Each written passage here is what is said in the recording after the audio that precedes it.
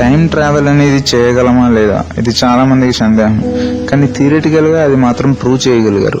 Time travel అనేది చాలా easy concept, కాకపోతే అది ట్రావెల్ చేయాలన్నప్పుడు ఐన్స్టీన్ చెప్పిన విధంగా టైం రిలేటివిటీ అనేది మనకు కావాలి.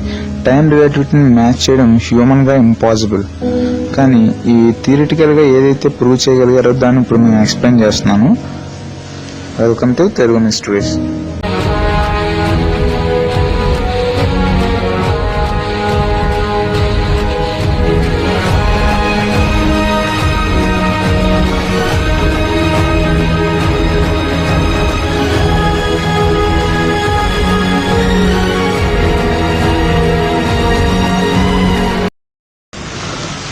ముందుగా మనం ఈ డైమెన్షన్స్ అనే దాని గురించి తెలుసుకుందాం.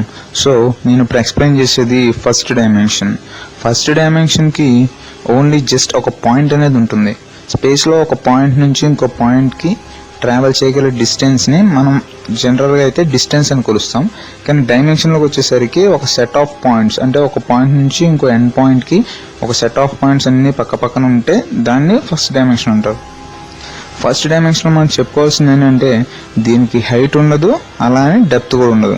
సో జస్ట్ ఓన్లీ ఒక లైన్ ఉంటుంది అంతే. సో దీన్ని మనం ఫస్ట్ డైమెన్షన్ అంటాం. సో ఇప్పుడు మనం సెకండ్ డైమెన్షన్ గురించి ఆలోచిద్దాం.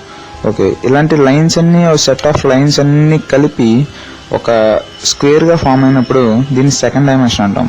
ఫర్ ఎగ్జాంపుల్ మనం రియల్ లైఫ్లో కూడా సెకండ్ డైమెన్షన్ ఫేస్ చేయొచ్చు.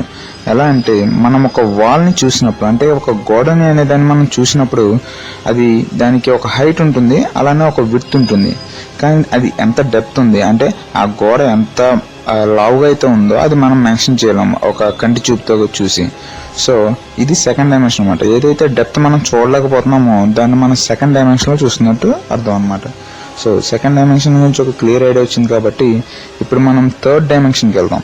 థర్డ్ డైమెన్షన్ అనేది ఫర్ ఎగ్జాంపుల్ మీకు చెప్పాలంటే ఒక రూబిక్స్ క్యూబ్ని తీసుకోండి. మనం చాలా వరకు చిన్నప్పుడు ఆడుకునే వాళ్ళం రూబిక్స్ క్యూబ్ అనేది. సో ఆ రూబిక్స్ క్యూబ్ని కనుక తీసుకుంటే ఒక సైడ్ అంతా ఎల్లో ఉంటుంది, ఒక సైడ్ రెడ్ ఉంటుంది, ఒక సైడ్ బ్లూ, అలాగే బ్లాక్, సమ్ 6 కలర్స్ ఉంటాయి.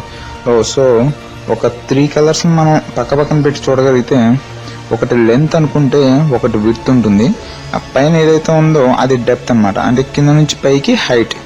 సో దీనికి ఎత్తు ఉంటుంది, వెడల్పు ఉంటుంది, అలాగే లోతు కూడా ఉంటుంది, అంటే డైమెన్షన్లో ఒక డెప్త్ అనేది ఉంటుంది అనమాట. సో దీని థర్డ్ డైమెన్షన్. థర్డ్ డైమెన్షన్ అనేది చాలా క్లియర్గా ఉంది కాబట్టి ఇప్పుడు మనం అది క్రిటికల్ అయిన ఫోర్త్ డైమెన్షన్కి వెళ్దాం.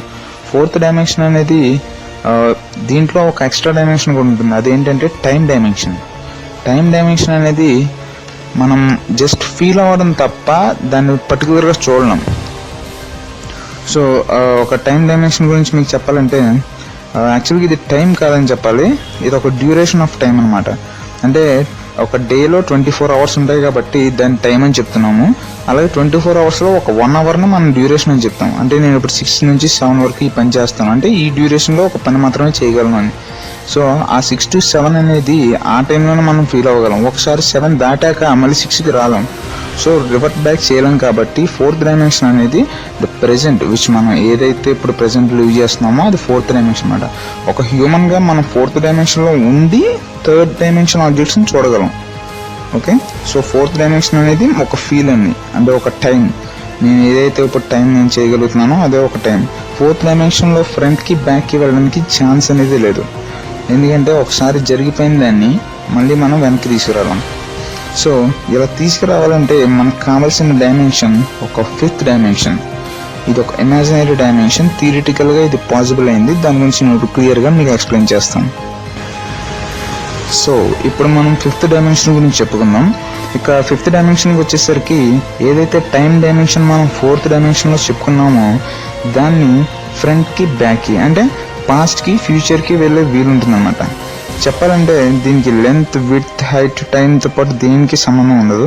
ఫిఫ్త్ డైమెన్షన్ అనేది ఎక్స్ట్రా డైమెన్షన్ అనమాట. ఇది ఎక్స్టీరియర్ డైమెన్షన్. ఇప్పుడు మనం ఉన్న స్పేస్లోంచి ఒక ఎక్స్ట్రా స్పేస్లోకి వెళ్ళాలనేది డైమెన్షన్ని ఫిఫ్త్ డైమెన్షన్ అంటాం. అంటే మనం ఫ్యూచర్కి కానీ పాస్ట్కి కానీ ట్రావెల్ చేయాలంటే ఫిఫ్త్ డైమెన్షన్ ఒక్కటే దారి అనమాట. సో మనం పాస్ట్కి కానీ ఫ్యూచర్కి కానీ వెళ్ళినప్పుడు అక్కడ ఏదైనా ప్రమాదం సంథింగ్, మనం ఇప్పుడు పాస్ట్కి వెళ్ళాం అనుకోండి, టైటానిక్ షిప్ మునిగిపోతుంది, దాన్ని ఆపగలిగితే సో చాలామంది సేవ్ అవుతారు. సో అలా సేవ్ అయినప్పుడు ప్రజెంట్ మరి మనం ఏదైతే లివింగ్ కండిషన్లో ఉన్న ఎర్త్కి ఏదైతే ప్రాబ్లం అనేది వస్తుందా అని చెప్పి మీకు డౌట్ రావచ్చు. సో ఒక్కసారిగా మన ప్రపంచం ఏం జరుగుతుందనే ఆలోచన కూడా రావచ్చు. సో అప్పుడు వెంటనే పాస్ట్కి కదిలినప్పుడు అది మిర్రర్ వరల్డ్. యాక్చువల్గా అది మనం ఉంటున్న వరల్డ్ కాదు, అది ఒక మిర్రర్ వరల్డ్. సో మిర్రర్ వరల్డ్లో ఏం జరిగినా సరే ప్రజెంట్ ఏదైతే మనం చెప్పుకుంటున్న ఎర్త్ అనేది ఉందో దానికి ఎటువంటి హాని జరగదు. అది ప్రజెంట్ లాగా ఉంటుంది. పాస్ట్లోకి వెళ్ళి మాత్రం మీరు పాస్ట్ వరల్డ్ని మళ్ళీ ఒకసారి రివైండ్ చేసి చూసుకోవచ్చు అనమాట. సో 5Dకి ట్రావెల్ చేయాలంటే మనం దేన్నైనా 0 డైమెన్షన్ కంప్రెస్ చేయాలి. ఇక్కడ నేను చెప్పడం మర్చిపోయాను, 0 డైమెన్షన్ అనేది ఒక వామ్ హోల్ క్రియేట్ చేయడం లాంటిది. వామ్ హోల్స్ అనేవి ప్రతి చోట ఉంటాయి. సింపుల్గా చెప్పాలంటే ఒక ఇటుకని తీసుకుందాం అనుకున్నాం, ఇటుకని కంప్రెస్ చేయాలి. సో మనం 5 MB ఉన్న ఒక MP3 ఫైల్ని 0 KB కన్వర్ట్ చేయగలిగితే, 0 bytes కనుక కన్వర్ట్ చేయగలిగితే అందులో ఏముంటుంది మ్యాటర్ 0. సో అదే 0 డైమెన్షన్ అనమాట. ఏదైనా ఆబ్జెక్ట్ని 0 కంప్రెస్ చేయగలిగితే అక్కడ వామ్ హోల్ అనేది క్రియేట్ అవుతుంది. సో ఆ వామ్ హోల్లో మనం వరల్డ్కి ఒక మిర్రర్ ఇమేజ్ అనేది ఫామ్ అవుతుంది. సో ఆ వామ్ హోల్లోకి మనం ట్రావెల్ చేయాలంటే ఐన్స్టీన్ చెప్పినట్టుగా టైం రిలేటివిటీ కాన్సెప్ట్ అనేది ఇంపార్టెంట్. టైం రిలేటివిటీ అంటే ఒక స్పీడ్ ఆఫ్ లైట్ని కనుక ఒక హ్యూమన్ మ్యాచ్ చేయగలిగితే, ఆ స్పీడ్లో కనుక ఒక హ్యూమన్ వెళ్ళగలిగితే ఆ వామ్ హోల్ అనేది ఎక్కడ ఉందో, ఐ మీన్ ద ఆబ్జెక్ట్ ఎక్కడైతే 0 కంప్రెస్ చేయందో ఒక వామ్ హోల్ ఫామ్ అవుతుంది అన్నాం కాబట్టి, సో ఆ వామ్ హోల్లోకి ఆ టైం రిలేటివిటీ కాన్సెప్ట్ని యూజ్ చేసుకొని అదే స్పీడ్లో మీరు వామ్ హోల్లో కనుక లోపల ట్రావెల్ చేయగలిగితే ఒకసారిగా మీకు ప్రజెంట్ ఉన్న వరల్డ్కి ఒక మిర్రర్ వరల్డ్ అనేది తయారవుతుంది. మీకు క్లియర్గానే ఉంది కదా, ఏంటంటే ప్రజెంట్ ఉన్న వరల్డ్కి ఒక మిర్రర్ వరల్డ్ వామ్ హోల్లోనే తయారవుతుంది. సో లోపలికి వెళ్ళాక మీరు పాస్ట్లోకి వెళ్ళొచ్చు. ఎందుకంటే టైం చాలా స్లోగా ఉంది, మీరు రిలేటివిటీని మ్యాచ్ చేయగలిగారు కాబట్టి టైం మీరు ఇప్పుడు కంట్రోల్ చేయొచ్చు. సో అలానే ఫ్యూచర్కి ట్రావెల్ చేయాలంటే మనకి బ్లాక్ హోల్ అనేది ఉండాలి.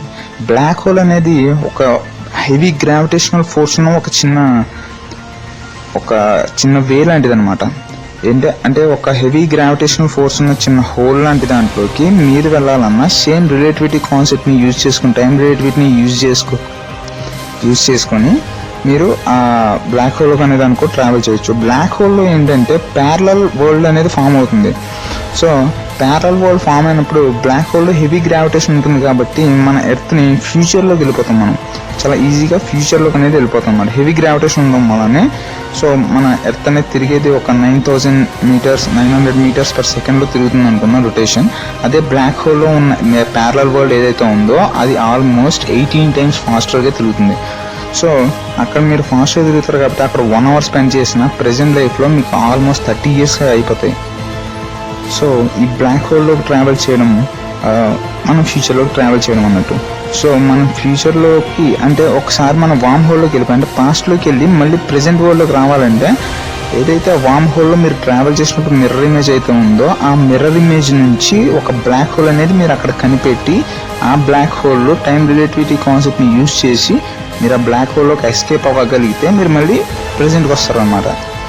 సో ఇది క్లియర్గా ఉంది కదా. సో ఇది 5th dimension. 5th dimension is the only way for future and past travel. So థియరాటికల్గా ఇది వెరీ ప్రూవెన్. టైం రిలేటివిటీ కాన్సెప్ట్ని యూజ్ చేసుకొని వామ్ హోల్స్ని కానీ బ్లాక్ హోల్స్ని కానీ ఒక డోర్స్గా యూజ్ చేసుకొని పాస్ట్కి వెళ్ళి అందులోంచే ఫ్యూచర్ అంటే పాస్ట్లోంచి మనం ఫ్యూచర్లో అంటే అది మనకు ప్రజెంట్ అన్నమాట. So this is 5th dimension. ఇది చాలా క్లియర్గా ఉంది. మీకు ఏమైనా డౌట్స్ ఉంటే కింద కామెంట్ చేయొచ్చు. అండ్ అలాగే మీకు వీడియో నచ్చినట్లయితే సబ్స్క్రైబ్ చేయండి. మీకు ఫ్రెండ్స్బుక్లో కానీ ఫేస్బుక్లో కానీ వాట్సాప్లో కానీ షేర్ చేయండి. Thank you for watching my video.